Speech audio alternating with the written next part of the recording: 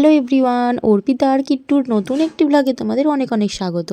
আর আজকে ব্লগটা দিতে একটু দেরি হয়ে গেল, কারণ আমি কিট্টুকে নিয়ে খুবই বিজি থাকি। আর এখন তো সেরকমভাবে ঘুমও হয় না, সারা রাতে অনেকবার উঠতে হয়। কিট্টুকে ব্রেস্ট ফিড করানো, ওকে ওর ন্যাপি চেঞ্জ করা, তো সব মিলিয়ে দেখো আমার মুখ চোখের অবস্থা খুবই খারাপ। 8:30 বেজে যায় প্রত্যেক দিন, কোনো দিন 9টাও বেজে যায় ঘুম থেকে উঠতে। আর এই যে দেখো ঘুম থেকে উঠেই সুন্দর করে ব্রাশ করে নিচ্ছি, আর ঘুম থেকে উঠেই দেখলাম উঠোনে খুব ভালো রোদও এসেছে। তো সোজা কিট্টুকে নিয়ে চলে এলাম, আর এখানে একদম গরম গরম 1 কাপ চা নিয়ে বসে গেছি। সারা রাতের পরে এই চাটা না খেলে না একটুও জমে না। তো যাই হোক, চাটা খেয়ে আমি কিট্টুকে দেখো এখানে সকালবেলা ওকে একটু আদর করি। ও এখন এই সময়টা একটু জেগে থাকে, একটু খেলার মুডে থাকে। তো এই সময়টা আমি ওকে প্রচুর চটকাই, প্রচুর আদর করি। তো দেখো আমি আর কিট্টু না এই রোদটাকেও খুব ভালো এনজয় করে। আজকে রোদটা বেশ ভালোই ছিল। ওকে ডাইরেক্ট দিই না, আগেই বলেছি, ইনডাইরেক্টভাবেই দিই। তো দেখো আমি আর কিট্টু এখানে খুব মজা করছিলাম, করতে করতে যাই হোক আবার ও স্নান ধানের সময় হয়ে গেল। আমি ওকে খুব সুন্দর করে স্নান টান করে দেখো ঘুম পাড়িয়ে দিয়েছি। আর ওদিকে আমিও আজকে স্নান করে নিয়েছি। এখন না স্নান করার পর চুল আঁচড়ানো, সিঁদুর পরা কোনোটাই আমার আর টাইম হয়ে ওঠে না। সিঁদুরটা পরলাম কিনা, টিপটা পরলাম কিনা। তো যাই হোক আজকে সুমনই আমার চুলটা আঁচড়ে দিয়েছিল। ওদিকে সুমন এসেছে, আজকে যাবে ও কলকাতা।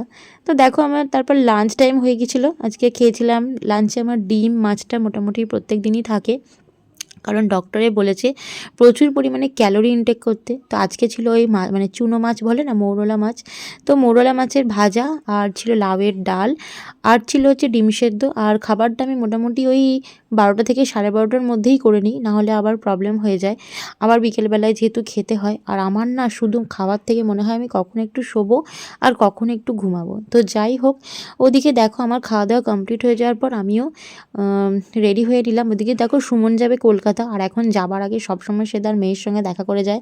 ওই জন্য মেয়েকে একটু গুড বাই জানিয়ে দিল। ও কলকাতা যাচ্ছে একটা কাজে, কিন্তু আবার তাড়াতাড়ি চলেও আসবে, মানে আজকে রাতের মধ্যেই চলে আসবে। তো যাই হোক ওকে টাটা গুড বাই জানিয়ে দিলাম। জানিয়ে দিয়ে এদিকে আমি আর কিট্টুও রেডি হব দুপুরবেলা একটু সুন্দর করে ঘুমানোর জন্য। দুপুরবেলা না ঘুমালে না রাতটা জাগতে পারবো না। তো যদিও আমার অভ্যাস আছে, বাট এখন তাও অনেকটা না এনার্জিটা অনেকটাই কম কম লাগে। সবসময় মনে হয় শুয়ে পড়ি, সবসময় মনে হয় কখন শোবো, কখন ঘুমাবো, এরকম একটা মনে হয়। তো যাই হোক ওইদিকে কিট্টুকে আমি তুলে নিলাম রোদ থেকে। এবার আমরা মা মেয়ে দুজন মিলে চলে যাব ঘরে। সকালবেলা আমরা ওই 9টার সময় বেরোই, আর 1টার সময় ঢুকি। আর আমি ওটার নাম দিয়েছি পাখির বাসা, মানে আমরা দুজন পাখি সকালবেলা বেরোই, আর হচ্ছে 1টার সময় দুজন মিলে ঢুকে পড়ি। তো যাই হোক পাখির বাসায় দুজন মিলে ঢুকে গেছি, আর আমি ওদিকে কিট্টুকে খাওয়াতে খাওয়াতে একটু ঘুমিয়েও পড়েছিলাম।